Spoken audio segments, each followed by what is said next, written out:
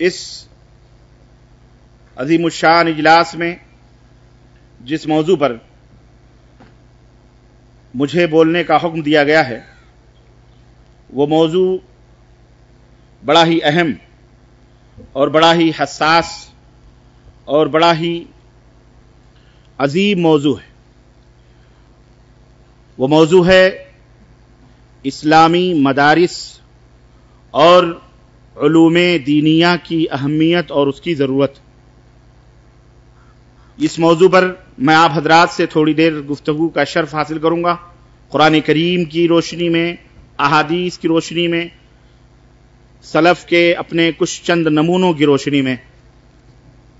اللہ عز و جل سے دعا ہے کہ اللہ تبارک و تعالی ہم سب کی اس حاضری کو قبول فرمائے،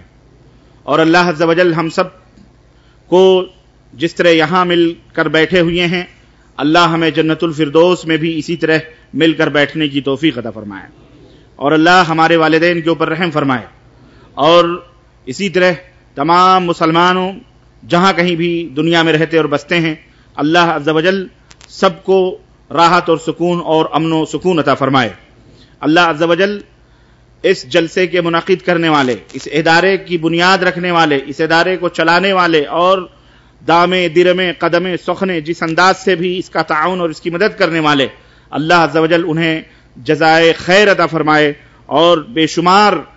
اجر اور بے شمار ثواب اللہ رب العزت انہیں عطا فرمائے، آمین یا رب العالمین۔ دوستو اور بھائیو، شہر حیدرآباد کی یہ میری دوسری بار کی ہے یہ حاضری ہے، اور میں اللہ سے دعا کروں گا کہ اس تقریباً ایک ہفتہ مسلسل مختلف مقامات کے اندر ہونے والے پروگراموں کو اللہ عز و جل مجھے بحسن خوبی اسے پورا کرنے کی توفیق عطا فرمائے، اور اللہ عز و جل سننے اور کہنے سے زیادہ ہم سب کو عمل کی توفیق عطا فرمائے، آمین یا رب العالمین۔ آج سے اس دورے کا آغاز اس سرزمین سے معہد العلوم الحدیث سے ہو رہا ہے۔ اللہ عز و جل سے یہ بھی دعا کریں کہ اللہ تبارک تعالیٰ اس معہد کو جامعہ عطا فرمائے، جامعہ کی شکل عطا فرمائے، اور اللہ عز و جل مسلمانوں کو، اہل جماعت کو یہ توفیق عطا فرمائے کہ شہر حیدرآباد میں معہد نہیں، مدرسہ نہیں، بلکہ ایک عظیم اسلامک یونیورسٹی کی بنیاد رکھنے کی انہیں توفیق عطا فرمائے، آمین یا رب العالمین۔ میں انشاءاللہ تبارک و تعالی اسلام میں علم اور اسی طرح مدارس کی اہمیت کے تعلق سے کچھ دیر آپ حضرات سے گفتگو کروں گا۔ قرآن کریم اور اسی طرح احادیث کی روشنی میں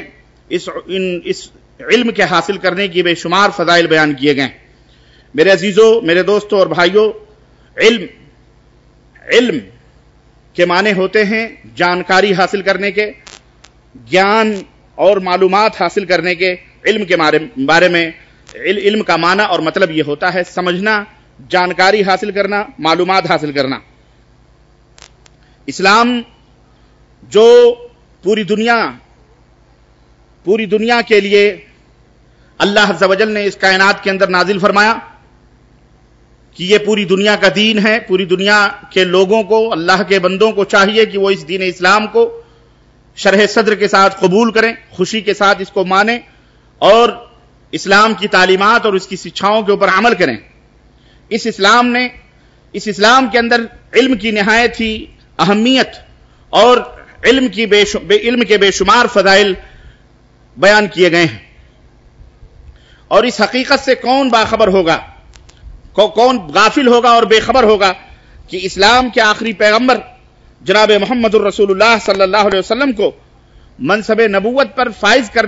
کرتے وقت اور کرنے کے لیے جس انداز سے اللہ تبارک و تعالیٰ نے خطاب فرمایا، وہ آپ حضرات کو اور ہر مسلمان کو اور ہر قرآن پڑھنے والے کو اچھی طرح سے یہ معلوم ہے کہ اس وقت جب اللہ تبارک و تعالیٰ نے اپنے نبی کو منصب نبوت کے اوپر فائز کرنا چاہا تو جس لفظ سے اس کی ابتدا فرمائی اور جس انداز سے خطاب فرمایا وہ کوئی دولت کا حصول کا لفظ نہیں تھا، ملک کی تعمیر کا لفظ نہیں تھا، سیاست کا لفظ نہیں تھا، حکمرانی کا لفظ نہیں تھا، بادشاہت کا لفظ نہیں تھا، یا اسی طرح سے اور دیگر برائیوں کو مٹانے کا لفظ اللہ رب العزت نے نہیں استعمال فرمایا، بلکہ قرآن کریم کی سب سے پہلی آیت کریمہ جو اس روئے زمین پر اتاری گئی اور حضرت جبریل امین کے ذریعے نبی کریم صلی اللہ علیہ وسلم کو جس بات کا حکم دیا گیا، آپ سب کو معلوم ہے کہ وہ پہلی آیت کریمہ اقرأ بسم ربک الذی خلق. لفظ اقرأ، اقرأ کا مطلب ہوتا ہے پڑھو، پڑھو، پڑھو.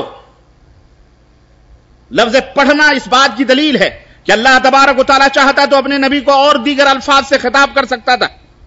لیکن علم کی اہمیت کو اجاگر کرنے کے لیے، لوگوں کو یہ بتلانے کے لیے کہ اللہ کی نظر میں علم کی کتنی بڑی اہمیت ہے اور بندے علم حاصل کر کے کیسے کیا حاصل کر سکتے، اللہ عز و جل نے لفظ اقرا کہا. اس پہلی وحی میں علم حاصل کرنا اور اس کے وسائل اور اس کے تقدس اور اس کی ضرورت وغیرہ، یہ تمام سب چیزیں اس کے اندر شامل ہیں. اسی طرح اللہ رب العزت نے ارشاد فرمایا قرآن کریم کے اندر، کما ارسلنا فیکم رسولا منکم یتلو علیکم آیاتنا ویزکیکم ویعلمکم الکتاب والحکمہ ویعلمکم ما لم تکونوا تعلمون. سورہ البقرہ آیت نمبر 151. اللہ تبارک تعالیٰ نے فرمایا کہ اسی طرح ہم نے اے لوگو تمہارے درمیان تمہیں میں سے ایک رسول، ایک پیغمبر بھیجا. اس پیغمبر کی ڈیوٹی یہ ہے، اس پیغمبر کا منصب اور مقام یہ ہے کہ یتلو علیکم آیاتنا، وہ پڑھتا ہے، تلاوت کرتا ہے تمہارے اوپر ہماری آیتوں کو، ہماری تعلیمات کو تمہیں پڑھ پڑھ کر کے بتاتا ہے. وَيُزَكِّيكُمْ، اور تمہیں پاک و صاف کرتا ہے ہر قسم کی گندگی سے، ظاہری اور باطنی دونوں گندگیوں سے تمہیں پاک و صاف کرتا ہے. وَيُعَلِّمُكُمُ الْكِتَابَ وَالْحِكْمَةَ، اور تمہیں کتاب و حکمت کا علم دیتا ہے، تعلیم دیتا ہے، تمہیں کتاب و حکمت کی باتیں سکھاتا ہے. وَيُعَلِّمُكُمْ مَا لَمْ تَكُونُوا تَعْلَمُونَ، وَيُعَلِّمُكُمْ مَا لَمْ تَكُونُوا تَعْلَمُونَ. اور تمہیں، یہ بڑی عجیب برائی ہمارے ہندوستان کے اندر ہوتی ہے، ایک پروگرام پر خرچ کرتے ہیں لیکن صحیح چیز استعمال کے لیے ہم نہیں رکھتے تاکہ بیچ میں ڈسٹرب نہ ہو. تو کیسے پھر اسلام پھیلے گا؟ شر پسندوں کو دیکھو، ان کا کبھی کوئی نہ بیٹری ڈاؤن ہوتی ہے، نہ کبھی کرنٹ جاتا ہے، نہ کبھی کچھ ہوتا ہے، نہ کبھی کچھ ہوتا ہے، بلکہ اس سے زیادہ ساؤنڈ اور اس سے زیادہ آواز اور اس سے زیادہ ان کا اپنا وہ ہوتا ہے، تو وہ اپنا برائیاں پھیلاتے ہیں اور ہم یہ چیخ چیخ کے رہتے ہیں کہ صاحب برائی پھیل رہی ہے، برائی پھیل رہی ہے. بھئی جس پہ جتنا مال خرچ ہوگا اتنا ہی تو ہوگا، جتنی شکر ڈالو گے حلوہ اتنا میٹھا ہوگا. یہ ہے اصل. بہرحال وقت کی نزاکت کو محسوس کرتے ہوئے مجھے حکم ملا ہے، اور پہلے بھی مجھے یہ بتایا گیا تھا تفصیلی خطاب مجھے نہیں کرنی ہے، تفصیلی خطاب عشاء کے بعد بارکس میں ہوگا.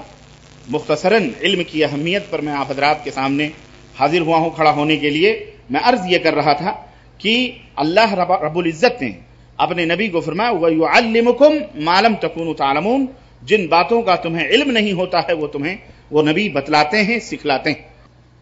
میرے عزیزوں، میرے دوستوں، ایک تو یہ کہ آپ یہ دیکھیں کہ رسالت کا آغاز، منصب نبوت کی ابتدا ہو رہی ہے، شروعات ہو رہی ہے پیغمبر اسلام حضرت محمد الرسول اللہ صلی اللہ علیہ وسلم کے سر مبارک پر نبوت کا تاج رکھا جا رہا ہے. اور ابتدا کس لفظ سے ہو رہی ہے اس پر غور کریں، لفظ اقرا، پڑھو، پڑھو. یہ اس بات کی دلیل ہے کہ اللہ تبارک و تعالیٰ اپنے بندوں کو چاہتا ہے کہ میرے بندے کوئی بھی ان پڑھ نہ رہے، سب پڑھے لکھے فاضل ہوں. اور اس لفظ اقرا میں پڑھنا یہ اس بات کی دلیل ہے کہ وہ صرف یہ پڑھنا، یہ علم حاصل کرنا، یہ تمام علوم کے ساتھ ہے. صرف علوم دینیہ ہی نہیں، صرف قرآن ہی نہیں، صرف حدیث ہی نہیں، صرف فقہ ہی نہیں، صرف اصول حدیث نہیں، صرف دینی علوم نہیں، بلکہ دنیا کے جتنے بھی علوم ہیں،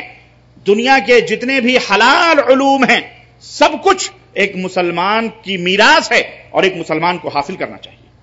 جو لوگ